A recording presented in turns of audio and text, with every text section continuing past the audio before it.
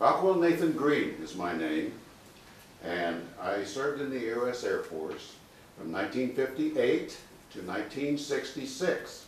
Am I loud enough for you in the back? Yes. Yes. Okay. When you listen to my presentation, try to see if you can think of any book, presentation, a speech, a movie or something that says, ooh, that sounds like something I've seen in a movie or something. So at the end when we do questions, we'll see if anybody comes up with an answer and how many of you agree with that person's answer. Does any of you have any of you served in Vietnam besides me? Okay. And those of you who may have had a relative who served there. Okay.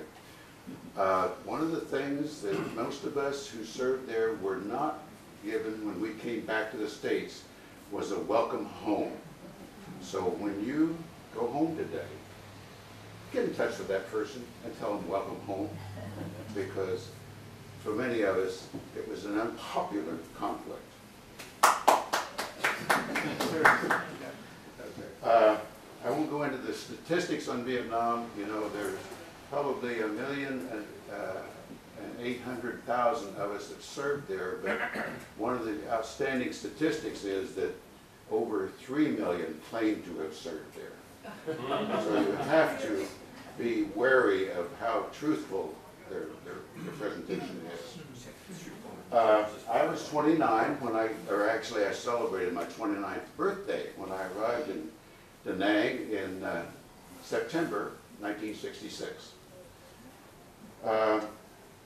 My job was flying a U.S. Air Force rescue helicopter called the H-43 Husky, with a lot of glass in front and no armament except our own weapons. So, but we would go rescue, pick up people that were either shot down or injured, some of the ground troops or whatever. That was our job there. How did I get there? Well, I'm going to do a little like Doug here, and I'm going to start. Yes, I grew up in Kansas, and on a farm, north central Kansas, up northwest of Salina. When I was about 5, as I recall, I would go down to the barn with my dad, and he'd have me guard the cows that would come from the lot, and then through an open area to go into the door, to go into the barn to be milked. So I'm standing there,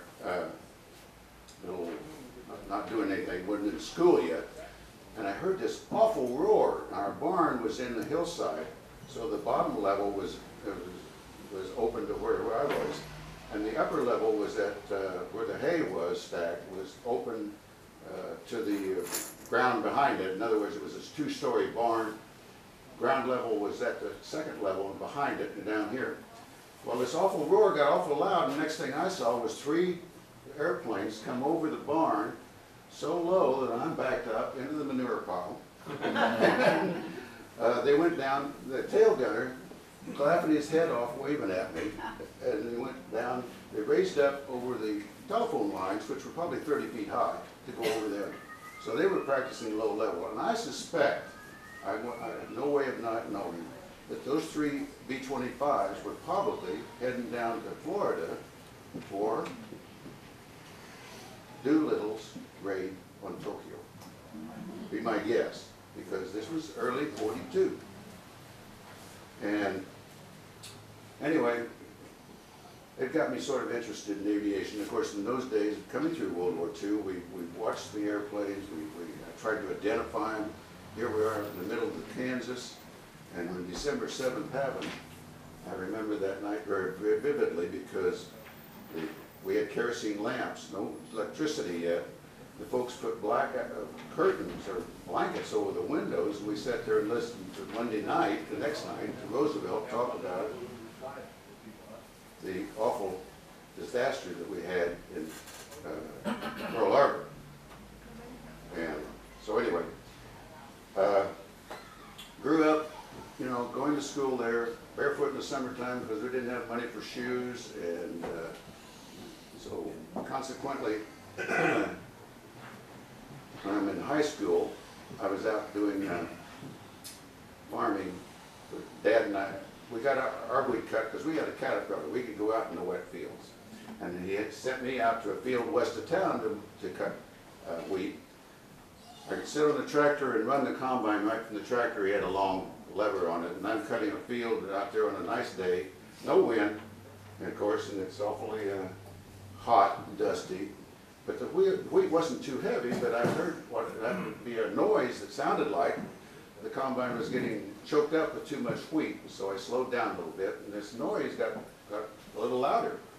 Next thing I know, a P-38 comes over the hedgerow to the west of me, right at me, goes over me so low I duck, and he goes up and does about 3 aileron rolls. This is just after the war is over. And it turns out, I later met the guy. He lived in that town. And he said, yeah, that was probably me or, you know, his buddy. There were 2 guys from our hometown there that flew those P-38s, and they've been based up in Lincoln, Nebraska after the war. So anyway, some of these people you get to run into them occasionally.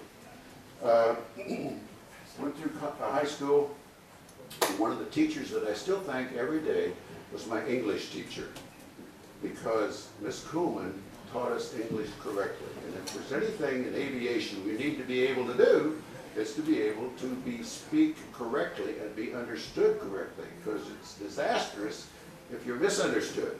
It could be. Anyway, so graduated, top of my class, went down to got a scholarship. Helped me get into, we were all poor farmers, so I helped him get into, I wanted to take electrical engineering. Well, that didn't happen because I got my scholarships in the School of Agriculture. So I went down and I enrolled in agronomy, which was soils and crops. Got so interested in studying of that I switched over to chemistry my second year. Graduated as a physical science degree in chemistry and the chemistry major.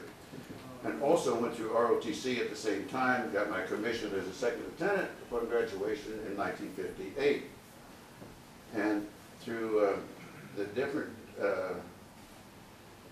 interviews that I had, probably about 20, very last one finally gave me an offer. And I got a job with Cargill, which is still around, and being a paint chemist in Minnesota. So that was my summer job, and lo and behold, the Air Force called me up for duty that fall. I went through Lackland, and I went to Malden for basic training in what we called, it was the regular tail version of the Beach Bonanza, the T-34, and then the T-28. And along about there, we had a dance one night, and that's where I met my bride of 50 years now, Ellen, who later married.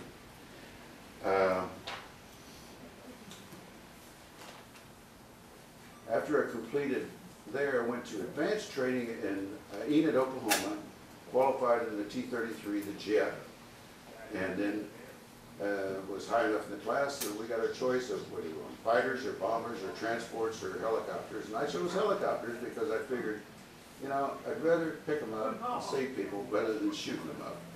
So off I went to Reno, Nevada, and they stuck us in survival school first and said, you're here, you got to go through survival school. So that was a week, and then we started helicopter training. Upon graduation from there, Jim and I, both two Kansas guys who had finished basic training and gotten our wings together, went to helicopter school together, finished the top of class together, so we got the first 2 choices of assignments, 4 overseas assignments, 1 to Thule, Greenland, 1 to Iceland, and 2 to Turkey, where you could take a bride, and we were both getting married. And by the way, Jim's still married to Carol, and I'm still Carolyn, and I'm still married to Ellen, so all that time. We wound up 2-year honeymoon in Turkey, and if you go on to the Library of Congress, you can read my wife's book about that. Or a little pamphlet, really. Anyway, we got our orders to go over there, and we're